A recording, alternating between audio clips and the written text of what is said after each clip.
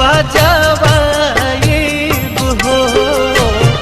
गोदिया में होई है बालकवा त अर्घ देवे आइब हो। गोदिया में होई है बालकवा त अर्घ देवे आइब हो।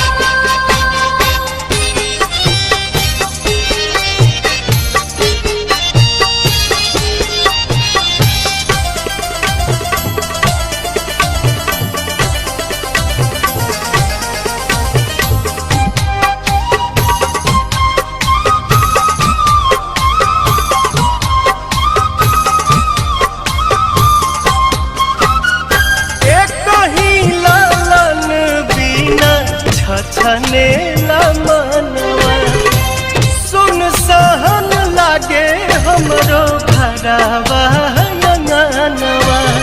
पूरी जहिया दिलावा के लला सात जलसा कराइब हो। पूरी जहिया दिलावा के लला सात जलसा कराइब हो। गोदिया में होई है बालकवा त खुशी भरावाइब हो। गोदिया में होई है बालकवा त अर्घ देवे आइब हो। जय छठी मैया, जय छठी मैया।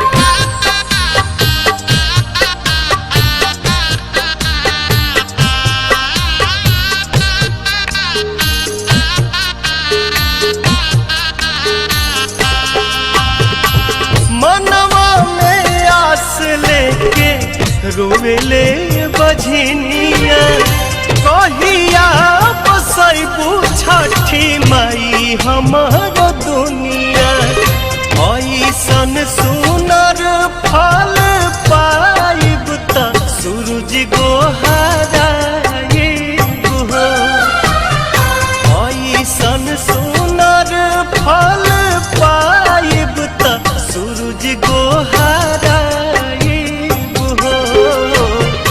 अरुण पवन के बोलाइब गीतिया गवाइब हो।